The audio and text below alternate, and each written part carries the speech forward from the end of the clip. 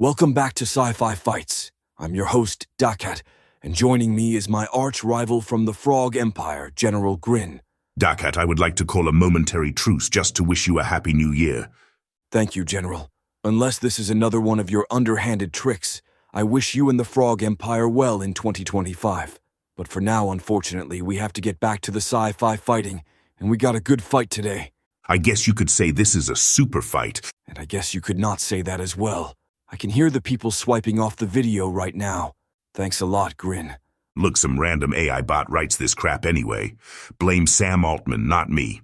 Anyway, before we get into the mixed reactions to the James Gunn directed Superman trailer that dropped on December 19th, 2024, and before we get into the negative news rumors coming out of a secret preview Superman test screening, we have to talk about the one issue with this Superman movie both of us can agree on. I think I know what that is. And yeah, it's a crucial mistake, and trust me, it will cost DC and Warner Brothers dearly. So we saw a lot of stuff in that Superman trailer, but we didn't see a cat. And we didn't see a frog. But what did we see? A dog. Another damn dog who's asking for all these mutts in movies. Hello, Hollywood. Stop trying to cram your damn dog messaging down our throats. Just canine signaling, that's all. They had such an opportunity to introduce Supercat in this movie. But did they? No, they took the easy way out and put a dog in it. Man's so-called best friend. Tell that to Cujo. Well, what do you expect? We all know the dog dynasty runs Hollywood. Grin, I wouldn't quite say it like that. Seriously. What, it's true? Am I gonna get canceled for speaking the truth now? Let's just put it this way. Yes, it's true that Hollywood has historically always favored dogs over cats and frogs. But let's not go off into animalist conspiracy theories. Look, it's also true that there have been cat and frog movies, just not enough. Yeah, thanks for that token frog, Kermit. But damn, frogs are due for another hero. Why is there still no Axel F. Crazy Frog movie? It's been 20 years since Bro went viral. Explain that to me. At least you cats got a Garfield reboot in 2024. Maybe the Dacat World movie will change that. Let's hope so, Dacat, let's hope so. Anyway, back to Superman. Other than the exclusion of frogs and cats in the trailer, Grin, you seem to be more hopeful about James Gunn's take on the Superman franchise than I am. So let's fight about it. First up, let me say this. I get that Gunn is talented. He gave us Guardians of the Galaxy and the Suicide Squad. But Superman isn't some quirky misfit. He's an icon. If Gunn leans too hard into his usual humor and irreverence, he risks alienating fans who want the classic Superman. Hope, morality, truth, justice. You know, the works. You're missing the point, Furball. Superman's problem isn't the hope and morality thing. It's that people think they've seen it all before. Krypton explodes, Smallville upbringing, blah blah Lex Luthor. The challenge is making it fresh without turning it into another broody, over-CGI'd slog like, say, Justice League.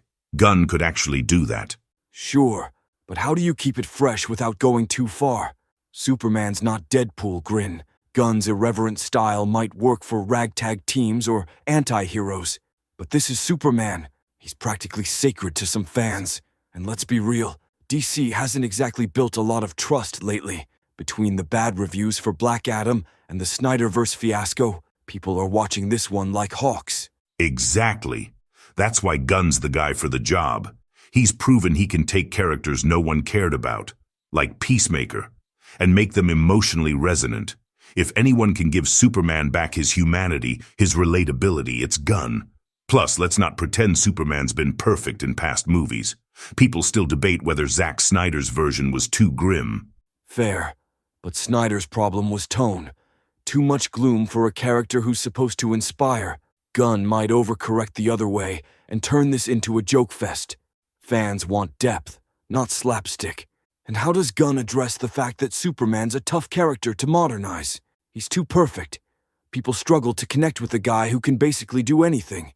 True, but perfection's also part of the appeal. Superman's about ideals, what humanity could be. Gunn's smart enough to focus on the emotional weight. Maybe Clark struggles with being too perfect in a world that's so not. You can make that relatable without making him angsty. Heck, you could even lean into the whole alien trying to fit in thing, but in a way that doesn't feel tired. And what happens if Gunn gets too experimental? Tries to subvert expectations so hard he alienates the core fanbase. Superman's a tough sell these days. People either find him boring or overpowered. And you know the internet. One wrong move, and it's a disaster.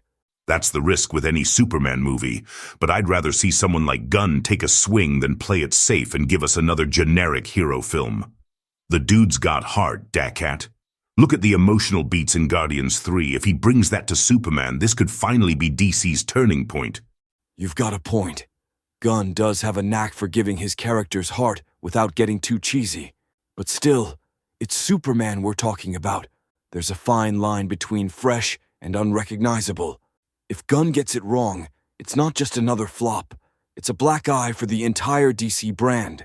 Well, it's not like the bar's that high. DC's been tripping over its cape for years. Maybe Gunn's the guy to finally get it off the ground, and dare I say, make it fly. Let's just hope he doesn't forget that Superman's already faster than a speeding bullet. No need to reinvent everything. But what if it's the best Superman ever? What if Gunn pulls it off? Then I'll admit I was wrong.